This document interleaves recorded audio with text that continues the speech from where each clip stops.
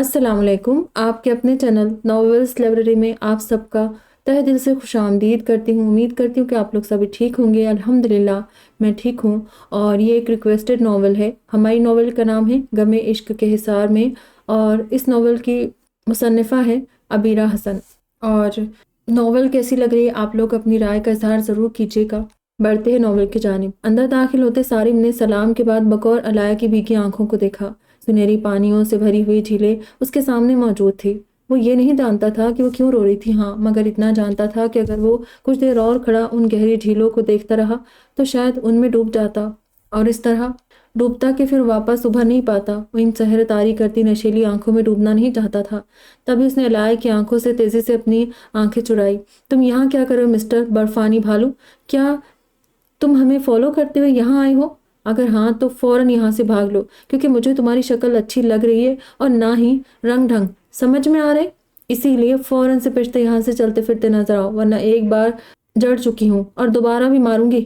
سارم کو دیکھ کر اپنا بھیگا چہرہ دوپٹے سے صاف کرتی بھڑک کر بولی۔ اس دوران سارم فرش کو گھورتا ہوا اس کی غصے بھری پھٹکار خاموشی سے سن رہا تھا۔ اسے لایا نے بتایا تھا کہ وہ کسی مرد کے خود کو گھور کر دیکھنے سے نفرت کرتی ہے، اور وہ اس کے چہرے کو دیکھ کر اس کی نفرت سمیٹنا نہیں چاہتا تھا، اسی لیے اس نے خاموشی سے فرش کی طرف دیکھتے جھکے سر اور نظروں کے ساتھ اپنا دائیں ہاتھ آگے لے جاتے ہوئے علایا کا والیٹ اور فون اس کے سامنے کر دیا، جبکہ سارم کے ہاتھ میں تھما ہوا اپنا فون اور والیٹ دیکھ کر علایا کا منہ حیرت سے کھل گیا۔ آپ کا یہ فون اور والیٹ مجھے فٹ پاتھ پر پڑا ملا، مگر میری نظر اس پر تب پڑی جب آپ وہاں سے جا چکی تھی۔ میں یہ اپنے پاس رکھ کر اپنے گھر جا رہا تھا، یہ سوچ کر کہ آپ کے فون کے ذریعے آپ کا ایڈریس ڈھونڈوں گا اور پھر یہ آپ کو پہچانوں گا، مگر راستے میں آپ کے فون پر آپ کے بھائی کی کال آ گئی۔ وہ کہہ رہے تھے کہ آج وہ ہاسپٹل نہیں آ سکیں گے، آپ کی بھابھی کی طبیعت صحیح نہیں ہے، خود کو اپنے میکے کی طرف کسی ڈاکٹر کو دکھانے جا رہی ہے، آپ کے بھائی بھی ان کے ساتھ ہی ہے۔ میں نے بس ان کی بات سنی اور کال بند کر دی، کوئی جواب نہیں دیا۔ اس نے ایک پل کو خود کو مشکوک نظروں سے دیکھتی علایا کو دیکھا، پھر نظر جھکا کر وضاحت دیتا ہوں بولا تو علایا شاید اس کے جواب سے مطمئن نہیں ہوئی تھی۔ تو کیا بھائی نے تمہیں ہاسپٹل کا نام بھی بتایا تھا جو تم بالکل ٹھیک جگہ آ پہنچے ہو؟ علایا نے غصے سے اس سے پوچھتے ہوئے اپنی جگہ سے اٹھ کر اس کے سامنے چلے آئی۔ سارم نے ذرا نظر اٹھا کر علایا کو دیکھا، اور پھر اس نے علایا کے فون پر انگلیاں چلاتے واٹس ایپ کھول کر اس کے سامنے کر دیا۔ علایا نے حیرت سے اپنی آنکھیں اور منہ کھول کر اپنا واٹس ایپ دیکھا۔ سب سے اوپر اس کی اور سمیر بھائی کی چیٹ کھلی تھی، جس میں اس نے سمیر بھائی کو ہاسپٹل کا ایڈریس اور وارڈ نمبر وغیرہ سینڈ کیا تھا۔ یہ میسج اس نے صبح ارتضیٰ کے جانے کے بعد انیلا اور سمیر سے بات کرنے کے بعد سمیر کو سینڈ کیا تھا، یعنی وہ برفانی بھالو اس کا واٹس ایپ بھی کھول چکا تھا۔ یہ خیال ہی علایا کو دوبارہ بھڑکا گیا تھا۔ تب اس نے چیل کی طرح جھپٹ کر سارم کے ہاتھ سے اپنا فون کھینچا۔ تمہاری ہمت کیسی میرے فون کے ساتھ چھیڑ چھاڑ کرنے کی، میری بنا اجازت کے؟ تم نے میرا واٹس ایپ چیک کیا؟ مینرز نام کی چیز ہے کہ نہیں تم میں؟ دیکھ لیا آپ نے بھابھی، پھر آپ کہتی ہے کہ میں جھانسی کی رانی بنی رہتی ہوں۔ اس نے جو حرکت کی اس پر اس کا منہ توڑنا تو بنتا ہے نا۔ علایا نے سارم کو جھاڑ پلانے کے ساتھ ہی پلٹ کر ایک شکایتی نظر انیلا پر ڈالتے ہوئے اس سے پوچھا تھا۔ جواباً انیلا نے آنکھوں ہی آنکھوں میں اسے ٹھنڈا رہنے کا اشارہ دیا تھا۔ میں نے اس میں کہیں کوئی چھیڑ چھاڑ نہیں کی اور نہ ہی واٹس ایپ دیکھا، بس آپ کے فون کا یہی والا ایک واٹس ایپ میسج دیکھا تھا، وہ بھی اس نمبر سے ہاسپٹل کے ایڈریس کنفرمیشن کے ساتھ اوکے بیٹا کے میسج کا نوٹیفیکیشن آیا ہوا تھا، جو آپ نے شاید سین بھی نہیں کیا تھا۔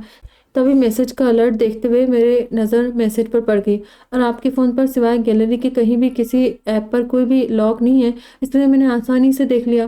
بٹ پھر بھی آئی ایم سوری، ایک غیر اخلاقی حرکت ہے جو مجھ سے سرزد ہوئی ہے، مگر اس کے پیچھے مقصد آپ کا فون آپ تک پہنچانے کے سوا کچھ نہیں تھا، وضاحتی انداز بولا۔ اب یہ وقت بھی سارم شیرازی پر آنا تھا کہ وہ کسی لڑکی کو وضاحت دے رہا ہو۔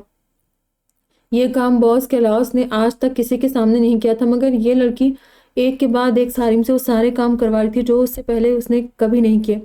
سارم تعصب سے سوچتا رہ گیا، جبکہ علایا سارم کی بات سن کر ایک بار پھر جھٹکے سے اس کی طرف مڑی تھی۔ میرا فون میری مرضی، میں لاک لگاؤں نہ لگاؤں، تم میری پرمیشن کے بنا گھسے ہی کیوں میرے فون میں؟ سارم کی یہ جرأت علایا کو واقعی بری طرح تپا گئی، اور بقول انیلا وہ اس وقت بھی مرنے مارنے کو ترائی تھی۔ علایا دھیرے بولو، بڑے ابا اٹھ گئے تو بلا وجہ پریشان ہو گئے، اور آپ کا بہت شکریہ مسٹر کہ آپ علایا کا فون لے کر آئے۔ انیلا نرمی سے بولتی ہوئی آگے بڑھی تھی، اور انہوں نے علایا کے کندھے پر ہاتھ رکھتے اسے شانت رہنے کے لیے کہا۔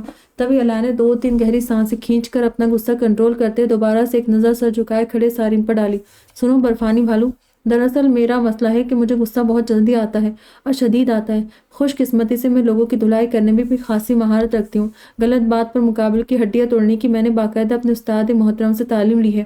تم نے تو ابھی بس 1-2 تھپڑ ہی کھائے، مگر تم سے پہلے میں نے بہت سو کے کس بل نکال کر انہیں زمین پر پٹکا بھی ہے اور انہیں دھول بھی چٹائی ہے۔ ابھی جس ہاسپٹل میں تم کھڑے ہو نا، یہاں 2 دن پہلے ایک گدھے کو ایڈمٹ کیا گیا تھا۔ میری مہربانی سے ہی وہ یہاں آیا تھا، کیونکہ اس نے مجھے چھیڑنے کی غلطی کی تھی۔ اور جانتے ہو میں نے کیا کیا تھا اس کا؟ وہ بیچارہ بہت محنت کر کے مجھے چھیڑنے آیا تھا، میں نے بھی اس کو مایوس بالکل نہیں کیا۔ پوری ذمہ داری توجہ کے ساتھ اس کی انفارگیٹیبل دھلائی کی۔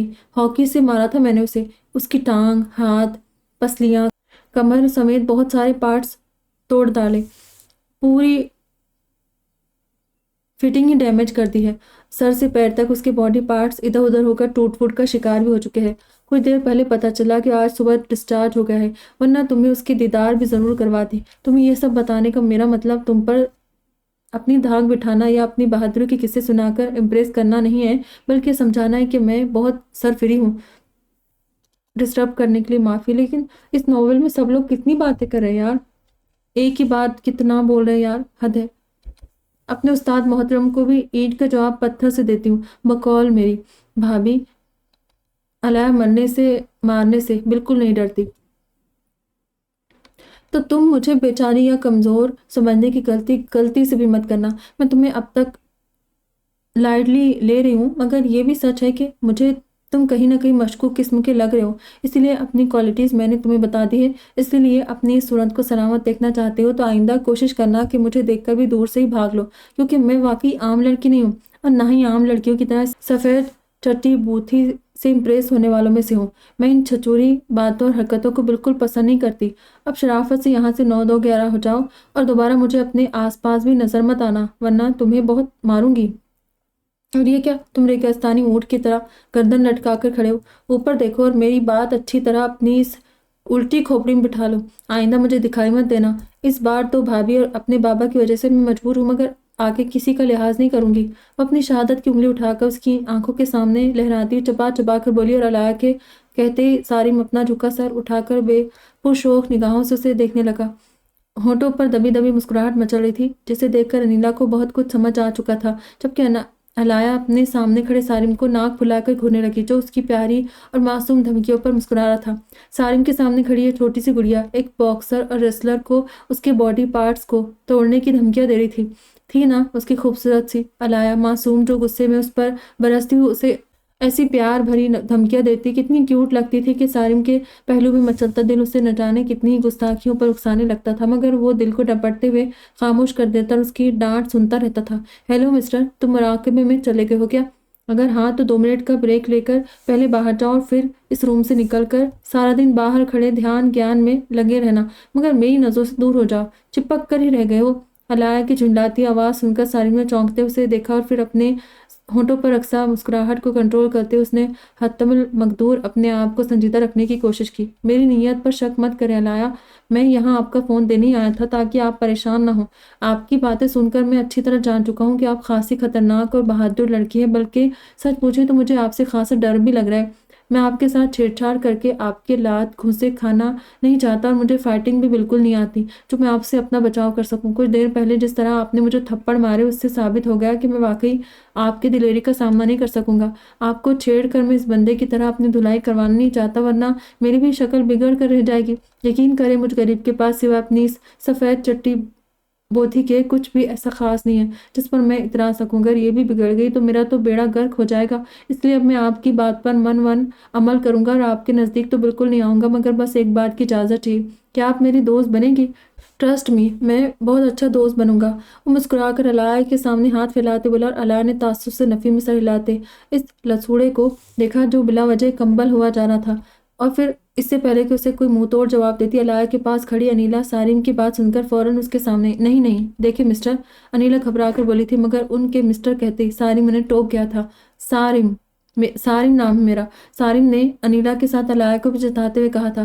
اوکے مسٹر سارم، دیکھیں ہمارے یہاں لڑکیاں یوں لڑکوں سے دوستیاں نہیں کرتی اور نہ ہی غیر محرم کے ساتھ رابطے رکھتی ہے، آپ پلیز جائیں۔ ویسے ہی میرے شوہر کو میرے بیٹے نے کچھ دیر پہلے ہمارے ایکسیڈنٹ کے متعلق پوری بات بتا دی ہے اور وہ آپ پر بہت غصہ بھی ہے، اگر وہ یہاں آ گئے تو بہت مسئلہ ہو جائے گا، اسی لیے پلیز آپ جائیں۔ انیلا اپنے سامنے لاپرواہی سے کھڑے سارین سے بولی تھی، انہیں نہ جانے کو اس لڑکے کے ارادے صحیح نہیں لگ رہے تھے۔ اوکے کام ڈاؤن میم، میں جا رہا ہوں، آپ پریشان مت ہو، ٹھیک ہے، جسٹ چل۔ سارن دونوں ہاتھ اوپر اٹھا کر انیلا کو ریلیکس رہنے کا اشارہ کرتا ہوا بولا اور خود دروازے کی طرف بڑھ گیا۔ ٹیک کیئر الایا، جانے سے پہلے ایک بات پوچھوں، میرے آنے سے پہلے آپ کیوں رو رہی تھی؟ وہ دروازے سے باہر نکلتے ہوئے اچانک رک گیا۔ تم سے مطلب؟ میری رازدار سہیلی ہو تم، جسے سب بتاؤں گی، بھاگو یہاں سے ورنہ اب سر پھوڑ دوں گی، لسوڑے کہیں گے، بلا وجہ میرے سامنے ہیرو بن رہے ہو۔ الایا نے دروازے پر کھڑے سارم کے سر پر مارنے کے لیے واقعی پیچھے ٹیبل پر رکھے شیشے کے گلاس کو ہاتھ میں اٹھا لیا تھا، تبھی سارم ایک بار پھر محظوظ انداز مسکراتے بظاہر گھبرا کر تیزی سے باہر نکلا۔ چھچورا، وہ گلاس واپس ٹیبل پر رکھتے بولی تھی، اور اس بار تو انیلا بھی اس کے انداز پر بے اختیار ہنستی چلی گئی، جبکہ انہیں ہنستا دیکھ کر الایا مصنوعی خفگی سے انہیں گھورتے ہوئے آخر میں خود بھی ان کے ساتھ ہنس پڑی تھی۔ وہ اضراء کو منہ توڑ جواب دے کر اسے کمرے سے نکل آئی تھی، مگر سیڑھیاں اترتے وقت اس کا دل جیسے شدید ذلت اور وہانت کے احساس سے تڑپ تڑپ کر دہائیاں دینے لگا۔ اتنی بے عزتی، اتنی خود پسندی، اتنا گھمنڈ! وہ تو ازراق ملک کو اپنے بھیا کا چھوٹا بھائی سمجھ کر مارجن دیتی رہی تھی، مگر ازراق ملک نے اسے کس بری طرح ہرٹ کیا تھا۔ اس کے ساتھ کبھی بھی کسی نے اس انداز میں بات نہیں کی تھی۔ اماں بھی اسے ڈانٹتی ڈپٹتی ضرور تھی، مگر اس کے زیادہ بولنے سے انہیں کوئی شکایت نہیں تھی، کیونکہ بقول بابا وہ ان کے گھر کی چہتی مینا تھی، جس کے دم سے ان کے گھر حویلی میں رونق تھی۔ اماں بھی اسے بولتے دیکھ کر اکثر اس کی اٹ پٹانگ باتوں پر چھپ چھپ کر مسکراتی تھی۔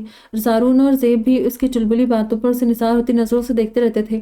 وہ اپنے گھر میں سب کی لاڈلی تھی، مگر ازراق نے کیا کہا تھا؟ اس کو اشال کا بولنا پسند نہیں تھا، اور بات اگر اس کی ذات تک بھی ہوتی تو وہ برداشت کر لیتی، مگر وہ اشال کی پرورش اس کے ماں باپ تک چلا گیا تھا، جو اس کی برداشت سے باہر کی چیز تھی۔ وہ چاہتی تو ابھی کے ابھی ارتضیٰ کو اس کے بھائی کی حرکت کے بارے میں بتا سکتی تھی، اور اسے اتنا بھی پتا تھا کہ ارتضیٰ اپنے چھوٹے بھائی کے رویے کے بارے میں جان کر ازراق کو بے دریغ جھاڑ کر رکھ دیتا۔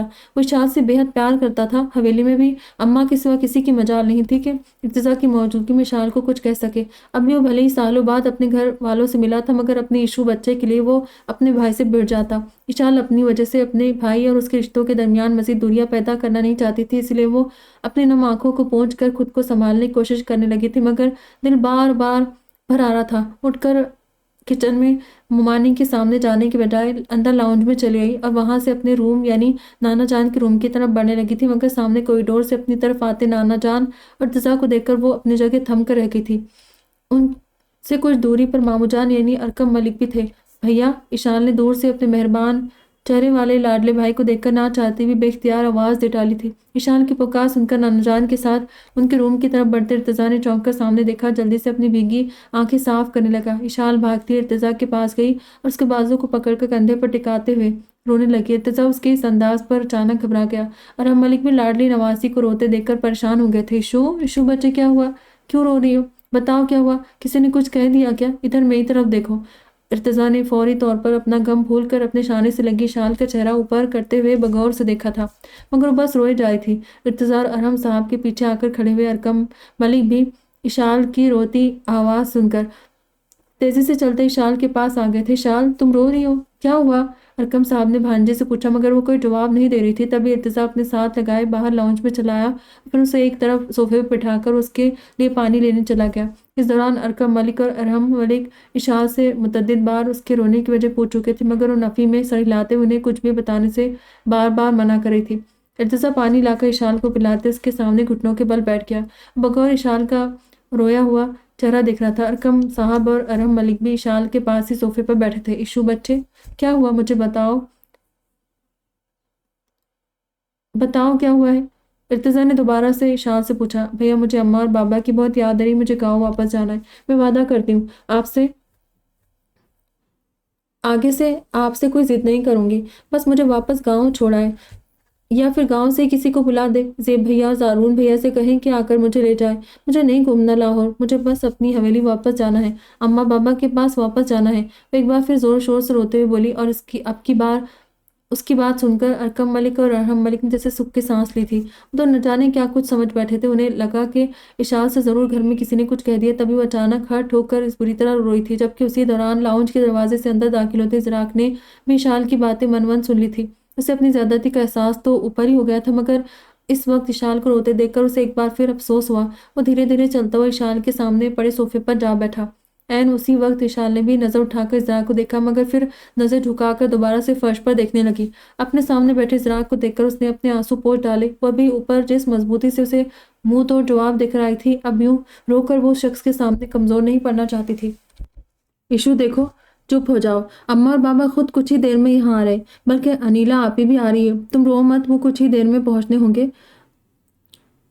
یقین نہ آئے تو دادا جان سے پوچھ لو، تھوڑی دیر پہلے ہی میری آپی سے بات ہوئی ہے، میرا فون ٹوٹ گیا، ورنہ میں ابھی تمہاری اور اماں اور بابا سے بات کروا دیتا، مگر رکو، تم دادا جان کے فون سے بات کرو، اماں اور بابا دونوں سے، مگر پہلے چپ کر جاؤ۔ ارتضیٰ نے اپنے سفید چٹے ہاتھوں سے اشال کے چہرے سے آنسو پونچھے تھے اور پھر ارحم صاحب سے ان کا فون لیتے اس نے جلدی سے ذوالفقار شاہ کا نمبر ملایا، مگر شاید نیٹ ورک ایشو تھا جو نمبر نہیں مل پا رہا تھا۔ اس دوران ازراق خاموشی سے بیٹھا اشال کے جھکے چہرے کو دیکھ رہا تھا۔ اشال بھی بخوبی اس کی نظریں اپنے چہرے پر محسوس کر رہی تھی، مگر اس نے نظر اٹھا کر اسے دیکھنے کی کوشش نہیں کی تھی۔ جبکہ ارتضیٰ ذوالفقار صاحب کے بعد سمیر کا نمبر ملانے لگا۔ اس بار اس کی کوشش کامیاب ہو گئی اور کچھ بیلز کے بعد سمیر نے کال پک کر لی۔ ہیلو، السلام علیکم سمیر بھیا۔ جی ارتضیٰ بات کر رہا ہوں۔ جی میرا فون ٹوٹ گیا ہے بھیا، اسی لیے دادا جان کے فون سے بات کر رہا ہوں، آپ بابا سے میری بات کروائیں ذرا۔ ارتضیٰ فون پر بات کرتا ہوا لاؤنج سے باہر نکل گیا۔ وہ اکیلے میں ذوالفقار صاحب کو پوری بات بتانا چاہتا تھا۔ اشال، مجھے بتاؤ، یہ اچانک تمہیں آپی اور ذوالفقار بھائی کی یاد کیوں آ گئی؟ ارکم ملک نے اشال کا چہرہ دیکھتے ہوئے بغور پوچھا۔ تبھی اشال نے اپنا جھکا سر اٹھا کر ماموں کو دیکھا۔ ماموں جان، میں کبھی اپنے گھر سے اتنے دور نہیں رہی، بھیا یہاں آ رہے تھے تو میں ضد کر کے ان کے ساتھ چلی آئی، انہوں نے مجھے منع بھی کیا تھا، مگر میں نے ان کی بات نہیں مانی، مجھے 1% بھی اندازہ ہوتا کہ میں اماں اور بابا کے بنا نہیں رہ سکوں گی تو میں نہیں آتی۔ اشال ماموں کو صفائی دیتی بولی، مگر ارحم ملک اس کی بات سے مطمئن ہوئے تھے۔ مگر میں بھی تو ہوں یہاں پتر، اب کیا تجھے نانا کی موجودگی میں بھی اماں اور بابا یاد آ رہے؟ یعنی ماں باپ کے سامنے نانا اور اس کا گھر برا لگ رہا ہے؟ ارحم صاحب نواسی کو ساتھ لگا کر منہ بناتے بولے، اور اس سے پہلے کہ اشال انہیں ٹوک کر وضاحت دیتی، ارتضیٰ لاؤنج کا گلاس ڈور کھول کر اندر اس کے پاس چلایا۔ ایشو لو، بات کرو بابا سے، ارتضیٰ نے فون اشال کے ہاتھ میں دیتے ہوئے کہا، اور اشال بنا کسی کی طرف دیکھے ارتضیٰ سے فون لے کر وہاں سے نکلتی چلی گئی۔ ارتضیٰ سمیت ازراق کی نظریں بھی اشال کی پشت پر جمی تھی۔ مجھے پورا یقین اشال سے کسی نے ضرور کچھ نہ کچھ کہا ہے دادا جان، وہ ایسی ہی نہیں بلا وجہ، وہ کبھی کسی بات پر اس طرح ریئیکٹ نہیں کرتی، 2 دن سے اچھی بھلی تھی، اب اچانک اسے اماں بابا کی یاد آنے لگی۔ ارتضیٰ نے ارحم ملک کو دیکھتے تشویش سے کہا، تبھی خاموش بیٹھے ازراق نے ارتضیٰ کو دیکھتے ہوئے اسے سچ بتانا مناسب سمجھا۔ میں نے ابھی اشال کو ڈانٹ دیا تھا بھائی، میرے سر میں درد تھا تو مما جان نے میرے لیے چائے بنا کر اشال کے ہاتھ بھجوائی تھی، مگر وہ میرے روم میں بنا نوک کیے چلی آئی تو میں نے اسے بس اسی بات پر ٹوکا تھا، لیکن وہ آگے سے اپنی غلطی ماننے کی بجائے مجھ سے بحث کرنے لگی تو میں غصے میں اسے کچھ زیادہ ہی سنا ڈالا، شاید اسی لیے وہ ہرٹ ہو گئی۔ ازراق نے دھیرے سے کہتے ارتضیٰ کی طرف دیکھا، مگر وہ ازراق کی بات سنتے ارتضیٰ کا خوبصورت سفید وجیح چہرہ تیزی سے سرخ ہو گیا۔ کیا کہا تم نے اشال سے سر؟ ارتضیٰ نے اپنی جگہ سے اٹھتے سنجیدگی سے پوچھا۔ میں نے اس کو بس یہ سمجھانے کی کوشش کی تھی بھائی کہ وہ کم بولا کرے، ورنہ کل کو اگلے گھر جا کر اس کے مسائل پیدا ہو جائیں گے۔ مجھے پھپھو اور پھپھا جان پر بھی حیرت ہو رہی تھی کہ انہوں نے اشال کی کیسی تربیت کی ہے، اسے کس کے سامنے بات کرنے کا سلیقہ بھی نہیں سکھایا۔ ایفا بھی تو ہے، وہ بھی تو اسی کی عمر ہے کہ مگر اسے پتہ ہے کہ کب کس سے کس طرح کی بات کرنی ہے، وہ کتنی ویل کلچرڈ اور ویل بیہیوڈ ہے۔ بس میں اسی بات کو اسے سمجھانا چاہتا تھا۔ ہاں، یہ میری غلطی ہے کہ میں اس کے ساتھ ضرورت سے زیادہ روڈ ہو گیا تھا۔ ازراق نے پوری ایمانداری سے بھائی کو سب سچ بتا دیا، مگر ارتضیٰ اس کی بات سن کر بھڑک اٹھا تھا۔ تم ہوتے کون ہو یہ سب سمجھانے والے کہ اسے کب کتنا اور کس کے سامنے بولنا چاہیے، کس کے سامنے ہے؟ تمہاری ہمت کیسی یہ سب اشال سے کہنے کی؟ اور اماں پاپا کی تربیت کو اب تم جج کرو گے؟ اپنی اوقات ہے تمہاری کہ تم پاپا سے بھی بڑی ان کی بہن کی تربیت پر انگلی اٹھاؤ؟ جانتے کیا ہو تم ابھی اشال کے بارے میں؟ وہ اتنی کلچرڈ اور ویل بیہیوڈ ہے، اس کا اندازہ تم نے 2 دن میں ہی لگا لیا۔ ارے وہ تمہارے خاص اور چہیتوں سے زیادہ ویل بیہیوڈ اور ویل کلچرڈ ہے، سمجھے؟ تم اس کی تربیت پر انگلی اٹھا رہے ہو، مگر یہ اماں کی ہی تربیت ہے کہ مجھے یہ سب بتا کر تمہارا منہ توڑوانے کے بجائے۔ سب سن کر خاموش ہو گئی۔ پاپا، دس از ٹو مچ، اب آپ کے دوسرے بیٹے نے میرے دل سے جڑے ایک دوسرے رشتے کے ساتھ بدسلوکی کی ہے، یہ میری برداشت سے باہر کی چیز ہے۔ اشال صحیح کہہ رہی ہے کہ ہمیں واپس حویلی چلے جانا چاہیے۔ غلطی میری ہے جو مجھے اشال کو یہاں لانا نہیں چاہیے تھا اور نہ ہی خود یہاں آنا چاہیے تھا۔ تم خوش رہو زر یہاں اپنے ویل کلچرڈ اور ویل بیہیوڈ رشتہ داروں کے ساتھ، مگر ایک بات یاد رکھنا، تم میرے بھائی بعد میں ہو مگر اشال میری بہن پہلے ہے۔ پوری حویلی میں سب اسے اپنی پلکوں پر بٹھا کر رکھتے ہیں۔ اس کا دل دکھا کر تم نے اچھا نہیں کیا، بلکہ اماں اور بابا کی تربیت پر انگلی اٹھا کر تم نے جتنا تہذیب یافتہ اور مہذب ہونے کا ثبوت دیا ہے، اشال واقعی تمہارے جیسی ہو ہی نہیں سکتی۔ اب میں اور میری بہن یہاں تم جیسے کلچرڈ اور ویل بیہیوڈ لوگوں کے بیچ مزید رہ کر تمہیں پریشان نہیں کریں گے۔ دادا جان اجازت دے، اب میں چلتا ہوں۔ ارتضیٰ اشال کے متعلق چھوٹے بھائی کی باتیں سن کر غصے سے پاگل ہو اٹھا۔ اگر یہ سب واقعی ازراق کی جگہ کوئی اور کہتا تو نہ جانے اس کا کیا حشر کرتا، مگر افسوس کہ اس کے دل سے جڑے رشتوں کو تکلیف پہنچانے والے اس کے اپنے سگے بھائی تھے۔ وہ ایک گسیلی نظر سر جھکائے کھڑے ازراق پر ڈال کر وہاں سے نکلنے لگا تھا، مگر تبھی ساکت کھڑے ارکم ملک تیزی سے آگے بڑھے اور انہوں نے غصے سے باہر جاتے ارتضیٰ کا ہاتھ تھام لیا تھا۔ اسی وقت بابا سے بات کرتے اشال بھی لاؤنج میں چلی آئی تھی۔ اس نے حیرت سے غصے میں بھرے ارتضیٰ کے چہرے کو دیکھا تھا۔ ارتضیٰ میرے بچے رکو، تم اب کسی کی بھی وجہ سے اپنا گھر چھوڑ کر کبھی نہیں جاؤ گے، میں تمہیں کہیں نہیں جانے دوں گا۔ ذر معافی مانگو اشال اور ارتضیٰ سے، ابھی کے ابھی، ورنہ مجھ سے برا کوئی نہیں ہوگا، معافی مانگو۔ ارکم صاحب نے غصے سے ازراق کو دیکھتے کہا، کھڑا کیا ہے سر پتر، جب معافی مانگ اور ارتضیٰ اور اشال سے، ورنہ اپنی نواسی سے بدتمیزی کرنے کے جرم میں تجھ سے خفا تو میں نے بھی ہونا ہے۔ ارحم صاحب بھی اپنی جگہ سے اٹھتے ہوئے سامنے کھڑے پوتے سے بولے اور ان کی بات سن کر ازراق خاموشی سے چلتا ہوا رخ موڑے کھڑے ارتضیٰ، ارکم ملک اور کچھ دور کھڑی اشال کے سامنے چلایا۔ اشال بھی ارتضیٰ کے ساتھ ہی کھڑی تھی، سمجھ گئی تھی کہ ازراق سب کو اصل بات بتا چکا ہے۔ مجھے معاف کر دے بھائی، میرا مقصد آپ کا دل دکھانا نہیں تھا۔ اگر آج آپ میری وجہ سے اپنے گھر سے دوبارہ ناراض ہو کر چلے گئے تو میں بھی گھر چھوڑ دوں گا، بلکہ زندگی بھر خود کو معاف نہیں کر پاؤں گا۔ تم بھی مجھے معاف کر دو اشال، میں نے واقعی تم سے بہت بدتمیزی سے بات کی، مجھے تمہیں ایسے نہیں کہنا چاہیے تھا، اور نہ ہی مجھے پھوپھا پھوپھو کے متعلق یہ بکواس کرنی چاہیے تھی۔ بھائی نے ٹھیک کہا، میری اتنی اوقات نہیں کہ میں خود سے بڑوں کی تربیت کو جج کر سکوں۔ ازراق ندامت ارتضیٰ کے ساتھ اشال سے بھی معافی مانگتا ہوا بولا، معافی اشال سے مانگی، مجھے آپ کی معافی کی ضرورت نہیں۔ دو ویل بیہیوڈ اینڈ ویل کلچرڈ ازراق ملک صاحب۔ ارتضیٰ اپنے دونوں ہاتھ اوپر اٹھا کر کلمے اور اس کے پاس والی انگلیوں کو اٹھا کر سراس سا موڑتے ہوئے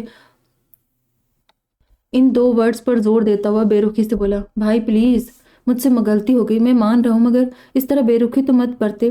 ازراق نے دوبارہ سے روحاں سے لہجے میں کہا تھا، مگر ارتضیٰ کے چہرے پر پھیلی برہمی کم نہیں ہوئی، جسے دیکھ کر ازراق کے دل میں دکھ کی ایک تیز لہر سی دوڑ گئی۔ بھائی، کیا ان عارضی دوریوں نے ہمارے مابین اتنے فاصلے پیدا کر دیے ہیں کہ آپ کے دل میں اپنے زر اور باقی بھائیوں کے لیے کوئی گنجائش نہیں رہی؟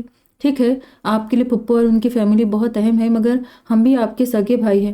میں آپ کا زر ہوں، جسے آپ نے 2 منٹ میں اپنی بہن کے سامنے دوسرے درجے پر کھڑا کر دیا ہے۔ کیا یہ 15 سال آپ کے دل سے اپنے بھائیوں کی محبت کو مٹا چکے ہیں؟ ازراق سراپا سوال بنا ارتضیٰ کے سامنے کھڑا تھا۔ اس کی بات سن کر ارتضیٰ کے چہرے کے تاثرات یکلخت بدل گئے، آنکھوں میں ویرانی سی پھیل گئی تھی۔ اس نے اپنی مہرون خوبصورت آنکھوں کو اٹھا کر اپنے چھوٹے بھائی کی طرف دیکھا تھا۔ ازراق کے لبوں کے سوا آنکھوں میں بھی بہت سے سوال مچل رہے تھے، اور آنکھوں میں چھپا درد تڑپ بالکل ویسی تھی جو اس کے لفظوں میں پنہا تھی، مگر ارتضیٰ نے بنا ازراق کو کوئی جواب دیے اس کی نظروں سے نگاہیں چرا لی اور خاموش کھڑا رہا۔ تبھی اشال نے ازراق کے دھوا دھوا ہوتے چہرے پر نظر ڈال کر ارتضیٰ کے بازو کو تھاما۔ بھیا، آپ انہیں معاف کر دیں پلیز، میری وجہ سے آپ یہاں سے مت جائے، ورنہ بابا بھی مجھ سے خفا ہو جائے گے۔ ابھی وہ فون پر بھی مجھے یہی سمجھا رہے تھے کہ آپ سالوں بعد یہاں سب سے ملے ہیں۔ میں آپ کو پریشان نہ کروں، غلطی انسانوں سے ہی ہوتی ہے، میں انہیں معاف کر چکی ہوں، آپ بھی کر دیں پلیز بھیا، میری خاطر۔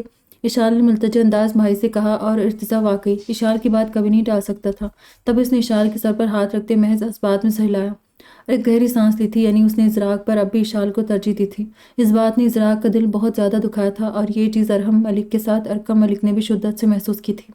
ارکم ملک تو خیر ارتضیٰ کو کبھی اس چیز کا احساس نہیں دلا سکتے تھے، مگر ارحم ملک بھی یہ بات ارتضیٰ کو جتا کر دوبارہ سے اسے خفا نہیں کرنا چاہتے تھے، بلکہ ارتضیٰ کے اتنی آسانی سے مان جانے پر وہ دونوں ہی شکر کا سانس کرنے لگے تھے۔ اٹس اوکے ایشو، بابا کب آ رہے؟ ارتضیٰ نے کچھ دیر بعد لب کشائی کرتے ہوئے ازراق کو بنا مخاطب کے مختصر سے جملے میں اپنی معافی کا عندیہ دیا تھا، ساتھ ہی وہ گردن گھما کر اپنے پاس کھڑی اشال سے پوچھنے لگا، 1 گھنٹے میں لاہور پہنچ جائیں گے؟ اشال نے چور نظروں سے ازراق کے بجھے چہرے کو دیکھا تھا اور اپنے ساتھ کھڑے ارتضیٰ کو جواب دیا، یعنی جو وہ نہیں چاہتی تھی وہ ہو چکا تھا۔ ازراق اور ارتضیٰ کے مابین اس کی وجہ سے تلخی پیدا ہو گئی تھی۔ ٹھیک ہے دادا جان، اماں اور بابا لاہور آ رہے ہیں، کیا آپ انہیں گھر بلوائیں گے یا میں ان سے کہہ دوں کہ ہاسپٹل سے واپس گاؤں کے لیے نکل جائے؟ ارتضیٰ نے پلٹ کر دادا سے طنزیہ انداز میں پوچھا تھا، اور ارحم ملک نے اس کی بات سن کر تیکھی چتونت سے انہیں گھورا۔ کیوں نہیں بلواؤں گا وہ پتر، تیری ماں اور بابا میرے بھی بیٹی داماد لگتے ہیں۔ وڈا آیا اماں بابا دا پتر، اوئے ارکم سمجھا اپنے پتر کو کہ میرے نال پنگے کم سے کم لے، ایک تو ویسے ہی دماغ ہلا کر رکھا ہوا ہے کھوتے دے پتر نے، اوپر سے مجھ پر طنز کر آئے۔ اشال پتر جا کر شرینہ سے بول کے رات کے کھانے پر اچھا سا انتظام کرے، میری بیٹی اور داماد سالوں بعد گھر آ رہے۔ اور ہم ملک نے اشال کو وہاں سے بھیجا تھا اور وہ اس بات میں سہلاتے جی نانا جان کہتی ایک نظر سنجیدہ سے کھڑے ازراق پر ڈال کر لاؤن سے باہر چلی گئی تھی۔ زر پتر، آج تو بھی آفس مت جا اور اپنے بھائی کی طرف سے دل برا مت کر، بھائیوں کے دلوں میں ایک دوسرے کے لیے کوئی کشیدگی گلا شکوہ نہیں ہونا چاہیے۔ تیرا یہ بھائی بہت جلد باز اور اتاولا ہے، مگر اس کے دل میں تم لوگوں کے لیے اب بھی ویسی محبت ہے جیسی بچپن میں تھی۔ خون کے رشتے چاہے ایک دوسرے سے کتنی ہی دور کیوں نہ ہوں، ان کے درمیان موجود کشش مرنے کے بعد بھی ختم نہیں ہوتی۔ کیوں محترم ارتضیٰ ملک صاحب، میں نے ٹھیک کہا نا؟ ارحم ملک دھیرے دھیرے بولتے ہوئے ارتضیٰ کے سامنے جا کھڑے ہوئے، اور ارتضیٰ نے دادا کی زبانی خود کے نام کے ساتھ صاحب کا لاحقہ سن کر ارحم ملک کو خفگی سے دیکھا۔ اوئے ایسے کیا دیکھ رہے ہو؟ اپنی ان حسین آنکھوں کا جادو مجھ پر مت چلانا، میں کوئی تیرے آگے پیچھے گھومنے والی ان کڑیوں میں سے نہیں ہوں جو ان خوبصورت نگاہوں کے سحر میں جکڑ کر خاموش ہو جاؤں۔ ارحم صاحب بھڑک کر بولتے ہوئے ارکم ملک کو مسکرانے اور ارتضیٰ کو سٹپٹانے پر مجبور کر گئے۔ لا حول ولا دادا جان، میں آپ کو کیوں اپنے سحر میں جکڑوں گا، اور آپ مجھے صاحب وہاب مت کہا کرے۔ منہ بنا کر بولا، تو بھی باپ اور دادے کو سبق دینے کی کوشش مت کیا کرنا۔ چل اب چھیتی بھائی کو جھپی ڈال، میرا زر پتر تجھ سے اتنا پیار کرتا ہے تو ہے کہ تیرے نخرے ہی نہیں ملتے، ذرا سی بات پر تڑیا لگاتا ہے، چل بھائی کے گلے لگ۔ ارحم ملک نے ارتضیٰ کو ڈپٹتے ہوئے کہا، اور ارتضیٰ خجالت سے سر کھچا کر ازراق کو دیکھنے لگا۔ پھر 2 قدم آگے بڑھتے اس نے اپنے سامنے کھڑے ازراق کو کھینچ کر اپنے ساتھ گلے لگا لیا تھا۔ تم سے کس نے کہہ دیا زر کہ ان 15 سالوں کی دوری نے میرے دل سے اپنے بھائیوں کی محبت ختم کر دی ہے؟ ایسا تم سوچ سکتے ہو، مگر میرے دل سے آج تک میرے بھائیوں کی نہ اہمیت کم ہوئی ہے نہ ہی محبت، ایسا ہو ہی نہیں سکتا۔ تم میری امی کی امانت ہو، میرے سگے بھائی ہو، میں تم سے بے حد محبت کرتا ہوں، اور اسی محبت کی بنیاد پر میں اپنے بھائیوں سے امید کرتا ہوں کہ وہ بھی مجھ سے محبت کرنے کے ساتھ میرے دل میں بسنے والی ان تمام ہستیوں کا دل سے احترام کرے، انہیں ویسی عزت دے جیسی میں انہیں دیتا ہوں۔ میرے بھائی اگر اس وقت میری بے رخی کی شکایت کر رہے تو اس بے رخی کا موجب بھی تو ڈھونڈے۔ تمہیں یہ سمجھنا چاہیے کہ جو رشتے میرے نزدیک اتنی زیادہ اہمیت کے حامل ہے، میرے دل سے جڑے ہیں، انہیں جب میرے بھائیوں کے ذریعے کوئی دکھ ملتا ہے تو مجھے کتنی تکلیف ہوتی ہے۔ چھوٹے کے بعد تم بھی میرے دل سے جڑی ایک اہم ہستی کو دکھ دینے کی وجہ بنے ہو زر، اس بات نے مجھے بہت دکھ پہنچایا ہے۔ ازراق کو گلے لگا کر سرگوشیانہ انداز میں سمجھاتے بولا، اور ازراق اس کی بات سمجھ بھی گیا تھا۔ تب اسے ایک بار پھر ندامت نے گھیر لیا۔ میں آئندہ آپ کو کبھی شکایت کا موقع نہیں دوں گا بھائی، پرامس۔ ازراق ہلکا پھلکا سا ہو کر اس سے الگ ہوتے ہوئے وہ مسکرا کر بولا، اور اس بار ارتضیٰ سمیت ارکم ملک اور ارحم ملک بھی آسودگی سے مسکرا دیے تھے۔ سرشار سا ہاسپٹل سے ارتضیٰ اپنے گھر پہنچا تھا۔ آج وہ خوش تھا، بے حد خوش تھا، بلکہ خوشی تو بہت چھوٹا لفظ تھا، وہ آسمانوں پر اڑتا پھر رہا تھا۔ اپنے احساسات کو نام دینے کے لیے اسے الفاظ نہیں مل رہے تھے۔ آج اس نے براہ راست اس دشمن جاں سے نہ صرف بات کی تھی بلکہ اس کی معصوم سی علایا نے پیار میں اسے برفانی بھالو کا خوبصورت لقب بھی دیا تھا، جسے سارم نے اعزاز کی طرح قبول کر لیا۔ پورے راستے ڈرائیونگ کرتے اس کے کانوں میں علایا کے کہے گئے الفاظ جملے گونجنے لگے تھے۔ بھاگو یہاں سے ورنہ سر پھوڑ دوں گی۔ علایا کی دھمکی نے اس کے لبوں پر مسکراہٹ کے پھول کھلا دیے۔ سنو برفانی بھالو، دراصل میرا مسئلہ ہے کہ مجھے غصہ بہت جلد آتا ہے اور شدید آتا ہے، پھر خوش قسمتی سے میں لوگوں کی دھلائی کرنے میں بھی خاصی مہارت رکھتی ہوں۔ غلط بات پر مقابل کی ہڈیاں توڑنے کی میں نے باقاعدہ اپنے استاد محترم سے تعلیم حاصل کی ہے۔ تم نے تو ابھی بس 1-2 تھپڑ ہی کھائے، مگر تم سے پہلے میں نے بہت سو کے کس بل نکال کر انہیں زمین پر پٹکا بھی ہے، انہیں دھول بھی چٹائی ہے۔ ابھی جس ہاسپٹل میں تم کھڑے ہو نا، یہاں 2 دن پہلے ایک گدھے کو ایڈمٹ کیا گیا تھا۔ یہ ریپیٹر ہے تو میرے خیال میں یہ پڑھتی نہیں، ٹھیک ہے۔ علایا کی دھمکیاں ایک بار پھر اس کے کانوں میں گونجی تھی، اور اس بار اس کے لبوں پر رقصہ مسکراہٹ کہہ بدل گئی تھی۔ واو میری لیڈی ریسلر، مزہ آئے گا یقیناً تمہارے ساتھ۔ سارم شیرازی کی لائف پارٹنر کو ایسا ہی بریو اور نڈر ہونا چاہیے۔ علایا مائی لو، اب تم سے دوری میرے لیے سہانی روح بنتی جا رہی ہے۔ ہم دونوں کو ایک ہونا پڑے گا۔ تمہارے بابا کے ٹھیک ہوتے ہی باقاعدہ ان سے تمہارا ہاتھ مانگنے آؤں گا۔ بس سارم بوائے، تھوڑا اور انتظار، پھر علایا اور تم دونوں ایک ہوگے۔ وہ جسے ترنگ میں گنگناتے ہوئے حسب عادت تیز اسپیڈ سے ڈرائیو کرتا گھر پہنچا تھا۔ پھر اپنے روم میں پہنچتے ہی وہ جو جوتوں سمیت پیٹ پر دراز ہو گیا تھا، اپنے فون کو بلوٹوتھ کے تھرو اس مائکرو ویکیوم سے کنیکٹ کرنے لگا جو اس کی شرٹ کے فرنٹ سائڈ پر بالکل شرٹ کے بٹن کے اوپر لگا تھا۔ اس نے ہاسپٹل کے اس روم میں علاء کی ویڈیو بنائی ہی اس لیے تھی کہ وہ تنہائی میں اس ٹاکنگ ڈال کو بولتے ہوئے دیوانہ وار دیکھنا چاہتا تھا۔ کیمپ سے فون کنیکٹ کرتے ہی اس نے ویڈیو سٹارٹ کی تھی اور پھر واقعی وہ اس ویڈیو میں نظر آتے علاء کے چہرے کو اس نے بغور دیکھا اور دیوانہ وار دیکھتا گیا۔ ہاسپٹل میں یہ اس کی اور علاء کی بات چیت کی مکمل ویڈیو تھی جس میں وہ خود تو نہیں تھا مگر علاء اور انیلا صاف نظر آ رہی تھی۔ اس نے یہ ویڈیو بار بار پلے کر کے دیکھتے ہوئے شام سے رات کر دی۔ پتہ نہیں ایسا کیا جادو تھا اس لڑکی میں کہ اس نے سارم شیرازی کی ذات کو ہپنوٹائز کر کے رکھا تھا۔ شاید اس پر علاء کا سایہ ہو گیا تھا۔ وہ اس لڑکی کے لیے جتنی شدت اپنے دل میں اٹھتی ہوئی محسوس کر رہا تھا، یہ محسوسات اس کے لیے اس سے پہلے کسی اور کے لیے نہیں رہی تھی۔ وہ علاء کو دیکھنے کے ساتھ روم ڈیسک ٹاپ پر سانگ پلیئر آن کر چکا تھا جس پر بجتا اس کا فیورٹ سانگ اس ساؤنڈ پروف روم میں گونجنے لگا تھا، پہلی نظر کا پہلا نشہ۔ دل میں اترتا جائے صنم، شرما کے مجھ سے ملنا تیرا، جادو سا کرتا جائے صنم، یہ بے قراری ایسی خماری، پہلے کبھی تو مجھ پہ نہ تھی، کبھی دل پہ یوں بے خودی تو نہیں تھی، کسی سے مجھے عاشقی تو نہیں تھی، مگر یہ اچانک ہوا کیا؟ تو سانسوں میں سمائے، تو دھڑکن کو چرائے، کہیں دیوانہ ہو جاؤں نہ تیرا۔ محبت کبھی میں نے کی تو نہیں تھی، کسی کی نگاہوں سے پی تو نہیں تھی، مگر یہ اچانک ہوا کیا؟ وہ اسکرین پر چلتے علاء کے چہرے پر ویڈیو پوز کر کے بغور دیوانہ وار اس کے ایک ایک نقش کو دیکھ رہا تھا اور پوری طرح گانوں کے بولوں میں گم تھا کہ تبھی اس کے روم کے دروازے سے ایک چہرہ نمودار ہوا۔ وہ اس کی کک ماریا تھی اور اسے شاید کھانے کے لیے بلانے آئی تھی۔ سر ڈنر ریڈی ہے، ماریا نے اس کے سامنے ہاتھ باندھ کر مؤدب انداز میں کہا۔ وہ ماریا کو دیکھ کر اپنی جگہ سے اٹھ بیٹھا۔ ماریا، اف ماریا میری جان، ادھر آؤ، آج تو بے حد بیوٹیفل لگ رہی ہو۔ جھوم کر بولتا ہوا سرتاپا ماریا کو دیکھنے لگا جو حیرت و بیقینی سے پھٹتی آنکھوں کے ساتھ پہلی بار اپنے باس کا انداز دیکھ رہی تھی۔ 2 سال سے اس گھر میں کام کر رہی تھی مگر سارم شیرازی نے اپنے گھر میں کام کرنے والی اس واحد فیمیل سرونٹ کے ساتھ اس طرح کی حرکت اس سے پہلے کبھی نہیں کی تھی۔ وہ تو گھر کے میل سرونٹس کے ساتھ بھی بہت نپتلے انداز میں بات کرتا تھا مگر پھر آج وہ ماریا کے ساتھ اتنے بے باک انداز میں کیوں بات کر رہا تھا؟ ماریا، کیا ہوا؟ یوں اسٹیچو بن کر کیوں کھڑی ہو گئی ہو؟ اپنے حسن کی داد وصول نہیں کرو گی؟ ادھر آؤ نا۔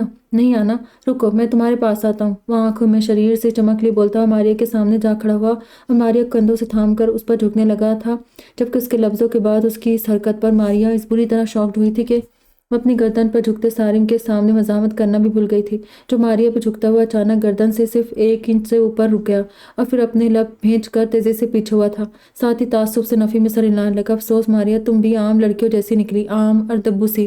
واقعی تم عام سی ہو کر، کیونکہ اگر تم خاص ہوتی تو جو حرکت میں تمہارے ساتھ کرنے جا رہا تھا اسے کرنے سے پہلے تمہیں میرے منہ پر 2 تھپڑ مارنے چاہیے تھے، پھر چاہے بعد میں انجام جو بھی ہوتا، مگر تم اپنے دل و ضمیر کے آگے مطمئن تو رہتی کہ تم نے مجھے اپنے ساتھ ایک گھناؤنا فعل کرنے سے پہلے روکنے کے لیے بھرپور احتجاج کیا تھا، اپنا بچاؤ کرنے کی کوشش کی تھی، مجھے خود کے پاس آنے سے پہلے ہی میری اوقات یاد دلا دی تھی، مگر تم ڈر کر مزاحمت کرنا تک بھول گئی۔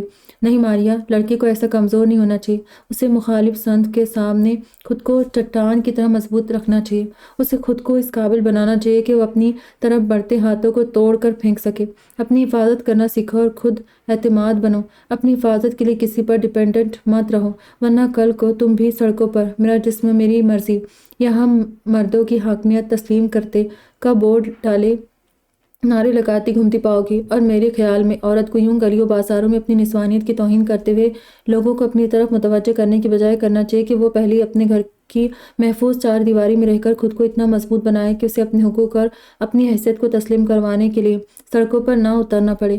عورت شروعات سے ہی اپنی حیثیت کو منوانے کا ستیاب کرے اور خود کو اس قابل بنائے کہ کوئی آپ کا مس یوز نہ کر سکے، پھر چاہے وہ آپ کے گھر پر رہنے والے آپ کے محرم ہو یا باہر گلی کوچوں چوراہوں اور کالج یونیورسٹی میں ملنے والے غیر محرم۔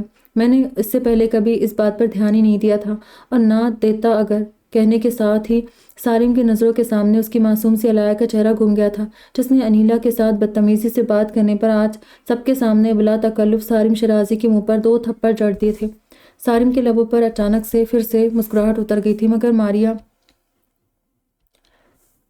پھر ماریا کو سامنے دیکھ کر اسے ٹٹک کر رہ گیا۔ وہ اگر خیر میں آج ہی ارباز سے کہتا ہوں کہ وہ تمہارے لیے کسی فیمیل کوچ کا بندوبست کرے جو تمہیں فائٹنگ سکھائے اور لوگوں کی منہ توڑنے کے لیے ٹرین کرے، تاکہ کبھی بھی کوئی تمہاری طرف نظر اٹھا کر دیکھے تو تم اس کی آنکھیں پھوڑ دو۔ چلو میں ڈنر کے لیے آتا ہوں۔ وہ اب بھی حیرت سے منہ کھول کر کھڑی ماریا کو سمجھاتا ہوا اپنا فون لاک کرتے باہر نکلتا چلا گیا، جبکہ ششدر سے کھڑی ماریا باہر نکلتے سارین کی پشت کو دیکھتی رہ گئی۔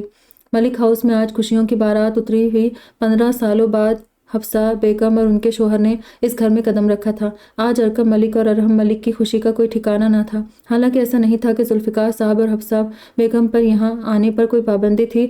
ہزاروں بار ارکم اور ارحم ملک نے ان دونوں میاں بیوی اور ان کے بچوں کو بسد اسرار اپنے گھر بلایا تھا، مگر وہ لوگ اپنے ارتضا کے بنا یہاں آنا نہیں چاہتے تھے۔ اب جب ارتضا خود ہی اپنے گھر پر چلا آیا تھا تو ذوالفقار صاحب بھی بیوی کو ساتھ لیے سسرال چلے آئے تھے۔ اتنے سال بعد میکے آنے کے بعد اپنے بھائی اور بھاوجوں سے مل کر حفصہ بے حد خوش تھی۔ اشال بھی اپنے ماں اور بابا کو سامنے دیکھ کر خوشی سے چہکنے لگی تھی۔ صبح ازرا کے رویے کا ملال بھی اس کی معافی کے ساتھ اب اماں اور بابا کو دیکھ کر ختم ہو گیا تھا۔ اماں بھی اپنی مینا کو دیکھ کر خوشی سے کھل اٹھی تھی۔ حویلی میں دونوں کے بیچ چاہے لاکھ لڑائی ہوتی تھی، مگر بقول بابا 2 دن اپنی اشال سے دور رہ کر اماں پوری حویلی میں بلائی پھر رہی تھی۔ اشال بھی اپنی پیاری اماں کے گلے میں باہیں ڈال کر بیٹھ گئی تھی۔ نہ جانے کتنی ہی بار انہیں اپنے ساتھ لگا کر چوم چکی تھی۔ اس نے صاف اماں اور بابا سے کہہ دیا تھا کہ وہ ان کے ساتھ واپس حویلی جائے گی۔ دن میں افا اور نور بھی لنچ سے کچھ دیر پہلے گھر واپس آ چکی تھی۔ افا نور کے ساتھ جا کر اشال کے لیے بے حد خوبصورت نازک سا چھوٹے چھوٹے ٹاپس اور پینڈنٹ والا سونے کا سیٹ لائی تھی۔ یہ سیٹ نور نے اپنی طرف سے اشال کے لیے لیا تھا، جبکہ افا نے اپنی طرف سے اشال کے لیے بے حد خوبصورت 2 سوٹ لیے تھے، اور شہرینہ نے نور سے ہی اشال کے لیے گولڈ کی باریک چوڑیوں کا سیٹ منگوایا تھا۔ مگر پھر اشال سے انیلا اور حفصہ بیگم کی آمد کے بارے میں سن کر شہرینہ ایک بار پھر بھاگم بھاگ خود مارکیٹ گئی تھی۔ سالوں بعد ان کی اکلوتی ننند میکے آ رہی تھی تو ان کی خاطر میں کوئی کمی نہیں رکھنا چاہتی تھی، اس لیے وہ اشال کے سوا انیلا اور حفصہ کے ساتھ انیلا کے شوہر اور بچوں کے لیے بھی شاپنگ کر کے لائی تھی۔ پھر 2 گھنٹے بعد مارکیٹ سے واپس آتے انہوں نے نور کے ساتھ مل کر رات کے کھانے کی تیاری بھی شروع کر دی۔ شام میں جب تک حفصہ اپنے شوہر کے ساتھ گھر آئی تب تک شہرینہ اور نور ڈنر بنا کر بھی فری ہو گئی تھی۔ کافی لمبے ایموشنل سین کے بعد شہرینہ، نور اور حفصہ ایک دوسرے کے ساتھ لاؤنج میں جا بیٹھی تھی، اور تینوں ننند بھاوج گزرے وقت کو یاد کرتے اپنی اپنی باتوں میں مصروف ہو گئی۔ ارتضا، ارکم ملک، ذوالفقار شاہ تینوں ارحم ملک کے ساتھ ان کے روم میں چلے گئے۔ اشال، افا، اسعاد اور عماد ارکام کے روم میں اسے کمپنی دینے چلے گئے تھے۔ وہ بیمار تھا اور سیڑھیاں چڑھ اتر نہیں سکتا تھا، اسی لیے وہ سب خود ہی اس کے پاس جا کر بیٹھ گئے تھے۔ ازراق آج دادا جان کے کہنے پر آفس نہیں گیا تھا۔ شام کے وقت پھپھو کے آنے کے بعد وہ کافی دیر ان سے بات چیت کر کے سیدھا دادا جان کے روم میں پہنچ گیا تھا۔ عماد دن میں ارتضا کا سامان ہوٹل سے لے کر آیا تھا، اس نے سامان ارتضا کے روم میں لے جا کر رکھ دیا تھا۔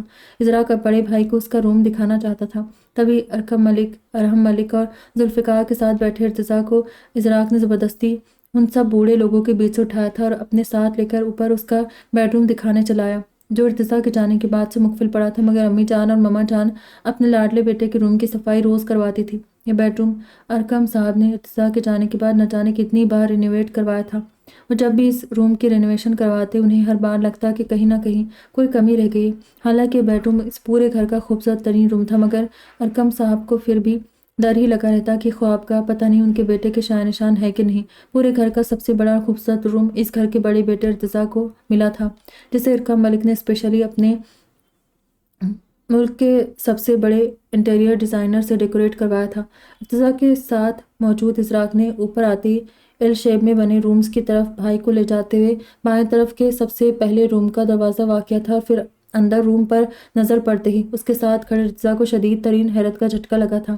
اس کا بیڈ روم اتنا خوبصورت تھا کہ ایک لمحے کو تو اسے لگا تھا کہ وہ جیسے جاگتی ہوئی آنکھوں سے کوئی خواب دیکھ رہا ہو۔ یہ روم اس کے خواب و خیال سے بھی زیادہ خوبصورت تھا۔ اندر آئے نا بھائی، دیکھے اپنا روم، جس پر اکثر میری نیت خراب ہوتی ہے، مگر پاپا نے مجھ سے کہا کہ زر میرے بیٹے کے روم پر نیت خراب مت کرو۔ یہ روم ارتضا کا ہے، اسی کا رہے گا۔ اس روم کی ہر ایک چیز پاپا نے خود خریدی ہے۔ آپ کی وجہ سے پاپا نے روم میں لائٹس بھی بہت ہلکی روشنی والی لگوائی ہے تاکہ آپ کو تیز روشنی مسئلہ نہ ہو۔ شروعات سے دیکھے، ازراق خوشی سے بولتا ہوا بڑے بھائی کا ہاتھ تھام کر اندر چلایا۔ ڈارک براؤن، گولڈن اور گرے کے شیڈ سے سجا یہ ایک وسیع و عریض بیڈ روم تھا، جس کا دروازہ ایک خوبصورت سے ہال میں کھل رہا تھا۔ ارتضا نے سر اٹھا کر اوپر دیکھا۔ روم کی خوبصورت ووڈن گولڈن سیلنگ میں گولڈن ڈم لائٹس نصب کی گئی تھی۔ چھت کا چوکور درمیانی حصہ باقی کی سیلنگ سے ذرا نیچے تک تھا۔ اس میں چاروں طرف لگی لائٹس کے سوا بالکل بیچوں بیچ لگی اسٹائلش لیمپ والے جھومر کی ہلکی ہلکی لائٹس ارتضا کی آنکھوں کو بہت بھلی لگی تھی۔ سیلنگ کے ساتھ دروازے کے ذرا اوپر والی دیوار میں کریم کلر کا اسپلٹ لگا ہوا تھا۔ روم کے دائیں طرف اسی داخلی دروازے سے ذرا دور پوری دیوار کے ساتھ لمبا 7 سیٹر صوفہ رکھا تھا۔ اس کے سامنے رکھی خوبصورت اسٹائلش گلاس ٹیبل کے دائیں بائیں سنگل صوفے پڑے ہوئے تھے۔ صوفوں کے پیچھے لمبی گردن والی گولڈن براؤن چائنیز واز رکھے تھے جن میں لگے فریش فلاورز ابھی تک تازہ تھے، کیونکہ یہ فلاور صبح صفائی کے بعد یہاں لگائے جاتے تھے۔ روم کے سامنے کی طرف صوفے کی دائیں سائڈ فرش سے چھت تک بنی گلاس وال سے باہر لان صاف نظر آ رہا تھا۔ یہاں سے بیٹھ کر لان اور سامنے والے مین روڈ تک کا نظارہ کیا جا سکتا تھا۔ اس دیوار کے ساتھ آگے جا کر خوبصورت اسٹائلش براؤن دروازہ تھا۔ یہ دروازہ روم ٹیرس پر کھل رہا تھا جو برابر والے روم میں ارکام کے ٹیرس کے ساتھ جا ملتے تھے۔ ٹیرس کے ذرا آگے لمبی سی وال پر خوبصورت دیوار گیر LED بلب والے 2 لیمپ کے درمیان میں قدرے نیچے کی طرف ارتضیٰ سمیت ان سب بھائیوں کی بچپن کی تصویروں کا کولاج جگمگا رہا تھا۔ ان تصویروں میں رادیہ اور ارکم ملک بھی اپنے بچوں کے ساتھ کھڑے مسکرا رہے تھے۔ شرینہ نور بھی ارکم ملک کے ساتھ الگ الگ تصویروں میں موجود تھی۔ ارتضیٰ نے رک کر بغور ہر تصویر کو نم آنکھوں سے دیکھا۔ یہ اس کے بچپن کا یادگار دور تھا جب اپنے ماں باپ اور بھائیوں کے ساتھ اپنے گھر میں ایک آسودہ زندگی گزارا تھا، مگر پھر سر جھٹکتے ہوئے آگے بڑھا تھا۔ اسی دیوار کے ساتھ آگے جا کر ذرا سے موڑ کے ساتھ ایک نئے روم کی شروعات تھی، بلکہ اس روم کے ساتھ ہی بیڈ ایریا تھا۔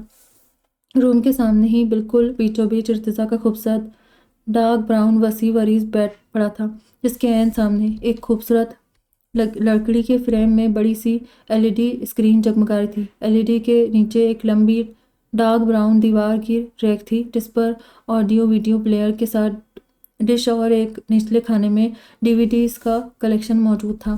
LED کے عین اوپر دیوار میں ووڈ کا ایک بے حد خوبصورت قدرے آگے کو نکلا ہوا ڈیوائیڈر نصب تھا جس کے اوپر مرون رنگ کا اسپلٹ لگا ہوا تھا۔ اس ووڈ کے ڈیوائیڈر نے LED اور اسپلٹ کے بیچ کافی گیپ رکھا ہوا تھا۔ اس حصے سے ذرا آگے دائیں طرف فرش پر گولائی کے ساتھ 2 سیڑھیاں بنی تھیں۔ یہ سیڑھیاں قدرے اونچائی پر بنے دوسرے فرش کی تھیں۔ اس حصے پر بے حد خوبصورتی کے ساتھ چھت سے فرش تک خوبصورت پردے نصب کیے گئے تھے۔ چھت کے ساتھ موجود پردوں کا اسٹینڈ کرسٹل کا تھا اور اسے بے حد خوبصورتی سے لہردار محرابوں والے ڈیزائن بنایا گیا تھا، جس میں نیچے کو گرتے خوبصورت گولڈن براؤن اور گرے شیڈ کے لہردار پردے بے حد خوبصورت لگ رہے تھے۔ قدرے اونچائی پر بنے اس فرش پر عین بیچوں میں خوبصورت لمبا سا کاؤچ رکھا تھا۔ اس کے سامنے ہی ایک بڑی سی گلاس ٹیبل تھی۔ کاؤچ کے دائیں طرف والی دیوار میں ایک بک ریک بھی نصب تھی۔ بک ریک کے نیچے کی طرف ایک اسٹڈی ٹیبل اور 2 آرام دہ چیئرز موجود تھی۔ اس حصے کو پردوں کے ذریعے روم سے الگ کیا گیا تھا۔ کاؤچ کے بائیں طرف گولائی کے ساتھ گھومتے ہوئے آگے جایا جائے تو ایک خوبصورت سی پینٹنگ کے ساتھ ایک لمبی سی گولڈن اسٹینڈ نما ٹیبل پڑی تھی جس میں لائن سے ایک ساتھ 6 ڈرارز بنی ہوئی تھی۔ اسی ٹیبل پر دائیں بائیں دونوں سروں پر خوبصورت سے کرسٹل کے اسٹائلش لیمپ رکھے تھے۔ اس کے ذرا آگے جا کر عین روم کے بیچ مرکزی دیوار کے ساتھ ارتضیٰ کا جہازی سائز ڈارک براؤن اور گولڈن بیڈ پڑا تھا۔ بیڈ کے چاروں طرف موٹے دبیز براؤن گرے مخملی رگز موجود تھے۔ بیڈ کا سرہانہ پیچھے کی طرف سے لمبائی میں اور اوپر آدھی دیوار تک جا رہا تھا۔ سرہانے پر ڈارک براؤن لیدر سے بڑے بڑے چوکور باکسز کا ڈیزائن تھا۔ سرہانے کے عین اوپر لگی بڑی سی گرے گولڈن اور براؤن اینٹک سی پینٹنگ لگی تھی۔ بیڈ کے اوپر ووڈن گولڈن سیلنگ کے بیچوں بیچ لگا فانوس روم کی خوبصورتی کو 4 چاند لگا رہا تھا۔ ایسے 3 مزید فانوس روم کے دائیں حصے سے بائیں تک ترتیب اور ایک ہی لائن میں ایک دوسرے سے قدرے دوری پر اوپری سیلنگ میں نصب تھے۔ سرہانے کے اوپر ذرا سے آگے نکلے حصے میں ایک لائن سے قدرے ہلکی لائٹس نصب تھی۔ لائٹس نے بیڈ کو مکمل طور پر روشن کیا ہوا تھا۔ بیڈ پر پڑا خوبصورت گولڈن گرے اور براؤن بیڈ کور، ہم رنگ پلوز اور کشنز ترتیب سے رکھے تھے۔ اس کے ساتھ ہی میچنگ کمفرٹر بھی بیڈ پر خوبصورتی سے طے ہوا رکھا تھا۔ بیڈ کے دائیں طرف رکھی لمبی سی ڈارک براؤن سائڈ ٹیبل پر رکھے خوبصورت شو پیسز موجود تھے۔ بھائی یہ فانوس آن کریں، آپ کی آنکھوں میں لائٹس بالکل بھی نہیں چبھے گی، ایک سکون کا احساس ہوگا۔ ازراق نے بولتے ہوئے بیڈ کے سائڈ پر ہاتھ رکھا اور ایک دھماکے سے بالکل ہلکی گلابی اور ڈل گولڈن سی روشنیوں والے لائٹس آن کر گئی، جس سے پورے روم کے فانوس کرسٹل کی طرح جگمگانے لگے۔ ارتضیٰ نے واقعی سر اٹھاتے ہوئے پوری آنکھیں کھول کر ان لائٹس کو دیکھا تھا۔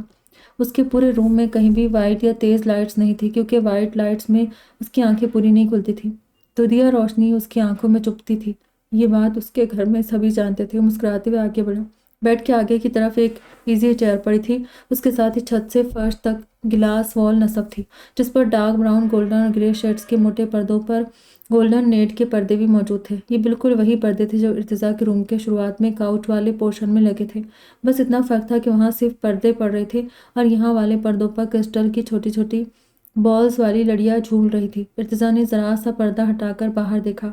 खूबसूरत शीशे की वॉल के बाहर उनके ब्लॉक की बड़ी सी सड़क बल खाती हुई दिखाई दे रही थी। वो पर्दे छोड़कर अब दूसरी तरफ आगे बढ़ गया। बेड एरिया के ऐन सामने की तरफ दरमियानी लंबा सा पैसेज एरिया था, जिसकी छत पर बड़ा सा झूमर वाला फैन नस्ब था, जिससे ज़रा आगे बढ़कर बड़े से क्रिस्टल हैंडल वाले 2 ऊंचे दरवाजे भी थे, जिसमें से एक ड्रेसिंग रूम था और दूसरा अटैच बाथ था। पूरे रूम का आधा फर्श दाखिली दरवाजे से लेकर बेड एरिया तक डार्क ब्राउन टाइल्स से बना हुआ था और बेड वाले हिस्से के साथ पूरा फर्श गोल्डन था। ये गोल्डन फर्श बेड एरिया से शुरू होकर ड्रेसिंग रूम और बाथरूम तक जा रहा था। इस एक बेडरूम में अरकम साहब ने इर्तिज़ा की पसंद के मुताबिक हर चीज़ का इंतज़ाम करवा रखा था। इर्तिज़ा ने सताइश नज़रों से रूम की हर चीज़ का तफसीली जायज़ा लिया। भाई, रूम पसंद आया? ये पापा ने स्पेशली आपके लिए अपने सामने खड़े होकर डेकोरेट करवाया है। पहले भी ये सिर्फ आपका रूम था, मगर आपके जाने के बाद पापा ने उसे मज़ीद पीछे तक बड़ा करके बनवाया है। वो हमेशा ये कहते थे कि ज़र मैं अपने बेटे के लिए कहीं कोई कमी नहीं रखना चाहता। मैं चाहता हूँ कि मेरा इर्तिज़ा जब भी वापस अपने घर आए, उसे इसमें आकर एक पल को भी ये ना लगे कि वो सालों से अपने घर से दूर था। वो जब यहाँ आए, उसे अपने घर, अपने रूम को देखकर यही तासुर मिलना चाहिए कि वो हमारे साथ ना होते हुए भी हमारे साथ ही था। इसीलिए पापा के ऑर्डर के मुताबिक आपके रूम की भी रोज़ इसी तरह सफाई होती है जैसे हमारे रूम्स की होती है। मामा जान और अम्मी जान भी इस मामले में क्रेजी है। दोनों आपके रूम की एक एक चीज़ की सफाई खुद खड़े होकर करवाती है। और इधर आए, आपको एक और चीज़ दिखाऊं। इजरा खुशी से बोलते हुए साकित कर इर्तिज़ा का हाथ थामकर उसे ड्रेसिंग रूम में ले गया। अंदर आते ही उसने एक तरफ दीवार में नस्ब वार्डरोब का स्लाइडिंग डोर झटके से खोला था, जबकि वार्डरोब मौजूद ढेर सारे कपड़ों को देखकर इर्तिज़ा शशता रह गया।